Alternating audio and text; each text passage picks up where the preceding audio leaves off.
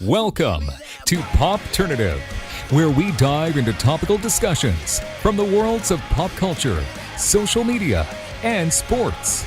Here is your host, Peter Remoliotis, aka PD Beats.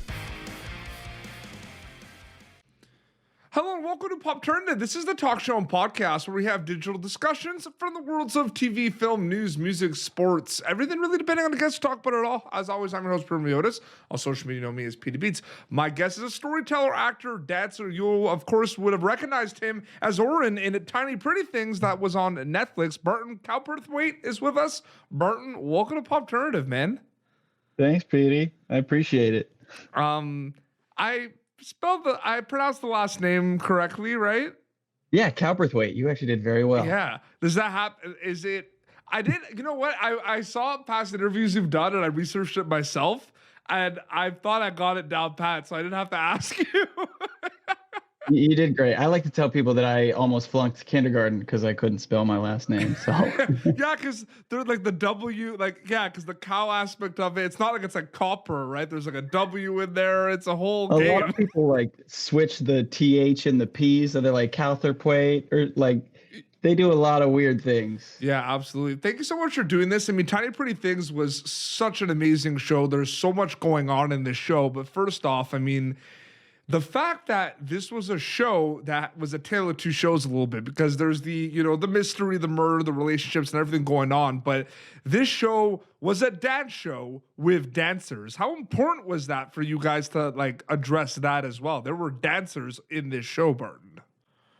It was a phenomenal opportunity coming from a dance background to get to showcase that on a global scale. Yeah. And we worked voraciously to do honor to the dance world. We really wanted to not only cater to the global Netflix audience, but to the dancers. We wanted real dancers watching the show, feeling represented. Yeah. And that's what you guys did. But do you find it like it's interesting now too, because a lot of the shows right now that are very popular are diving into the worlds of like leisure and activities and sports that we might not know all about, right? So, for example, this is a show about dancing. Netflix did it with Chess or the Queen's Gambit. Dancing, there's been a lot more shows and a lot more movies about dancing, but this one really dives into the world of like competitive dance, Barton.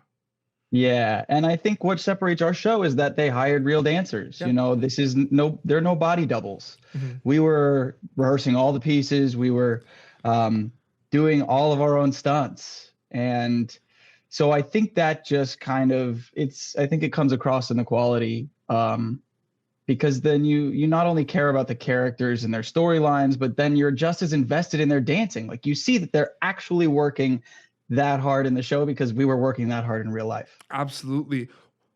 As soon as the show kind of hit, there was this global kind of fandom immediately. I saw it from, following a lot of you guys on social media and seeing the fact that Netflix reaches so many countries instantly. I mean, when did you kind of realize that this was kind of an opportunity not only to kind of showcase dance, but like the reception globally was really quick for this show as well? Like, when did you notice that? Was the first couple of days like going on social media with the cast and seeing it? Like, when did you kind of notice this was like a global thing?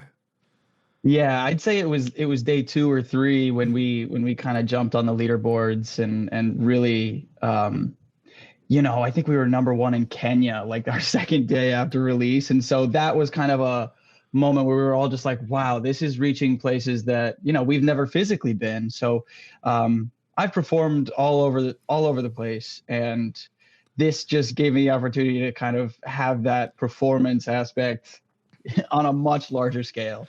Absolutely. I talked about in the beginning too, like the tale of two shows, because it's the show about dancers that features actual dancers, and you're in a dance academy, and then there's all the heavy stuff that kind of comes with it because there's a lot of dark things that happen in the show. All the characters, including Oren as well, are very complex in their own way. There's a lot of growth, even for episode 1 till the last episode. There's a lot of growth but there's a lot of kind of emotional roller coaster aspects to a lot of your characters. How do you go in and prepare for a role like Oren, Barton, where he's a guy that has a lot kind of going on right when we meet him throughout the end of the episodes? Well, I think I really tried to see where I have parallels with Oren, and that for me was a lot in my dancing. He's kind of that leading man type, and he has a really intense drive to do well. But then where we differ is his eating disorder and his kind of destructive behavior. And so I really had to do a lot of research to find what that was, and really do a lot of information gathering to just discover that young men suffer from eating disorders nearly as often as young women. And so I really felt a profound responsibility to do justice to that story, so that anybody in real life watching the show, if they were going through something similar, they could feel represented and know that they're not alone, and hopefully take steps to seek treatment if it really is that bad. And then there's, the relationships are complicated. These kids are going through a lot. It's all high stakes. This is their livelihood that they're gunning for. And so it was really inspiring to watch the other castmates kind of dive in and do their background research. And I kind of looked into my life to see if there were any other people that I knew who reminded me of Oren, who might have had that kind of little more toxic masculinity. Oren has a great story arc, and he changes a lot through the show, but he starts off with a lot of anger, and he's pretty pent up. And I think he's misunderstood as well. I think that's a big thing too.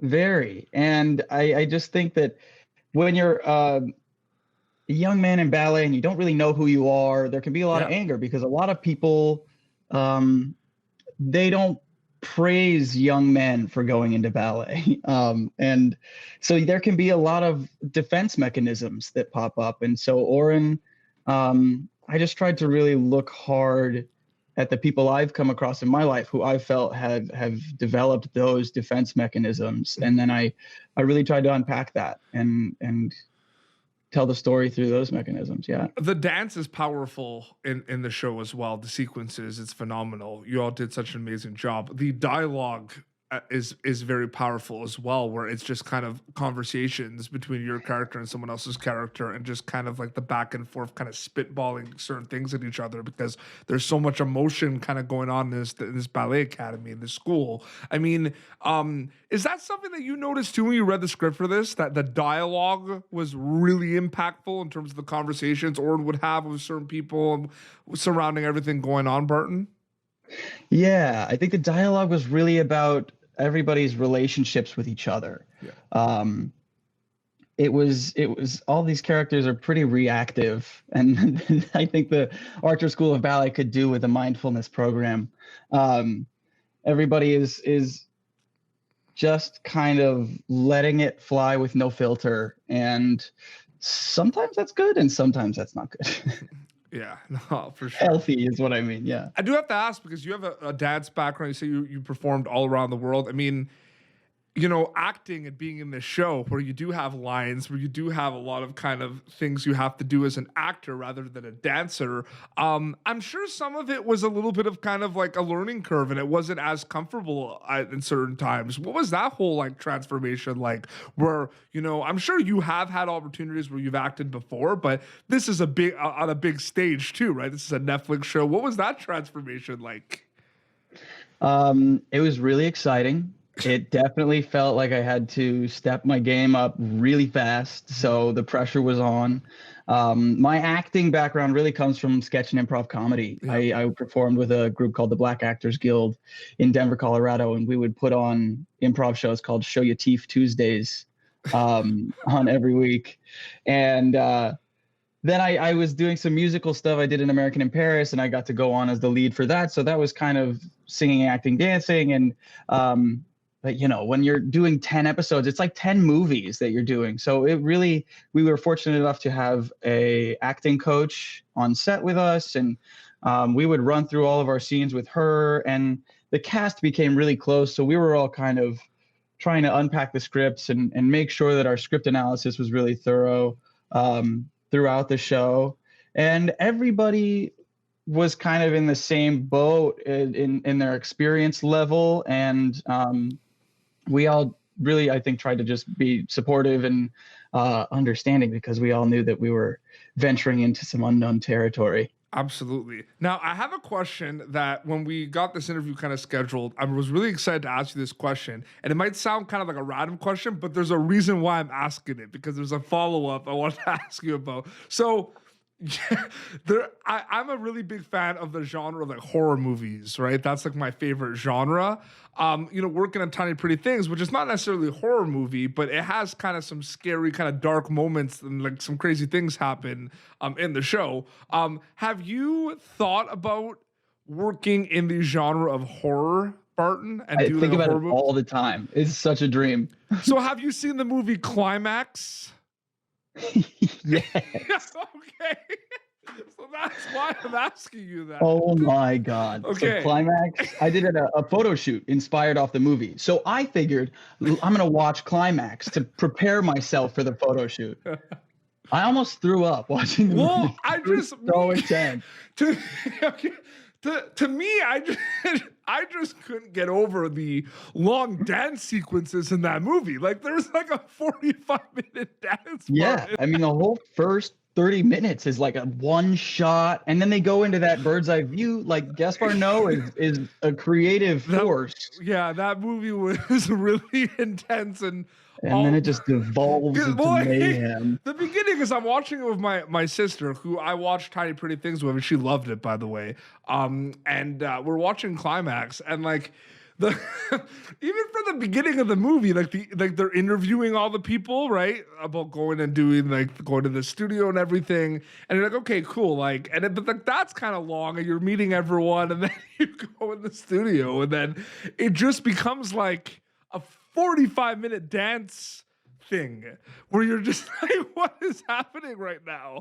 And it has then horror implications and everything, and it just goes off the rails. So I definitely wanted to ask about that, because that's a horror movie that is just dance inspired. Oh my gosh. The process that they had was incredible. I mean, it was like a 2-week shoot, and a lot of it was improvisation. Yeah. The dancing was incredible though, and they absolutely smashed it. Do you agree though? It catches people inspired. off guard though, how like long those sequences are?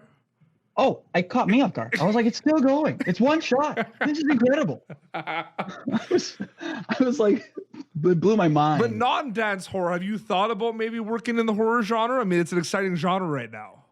Oh yeah. I mean, I scare easily too, so I feel like I would be very natural.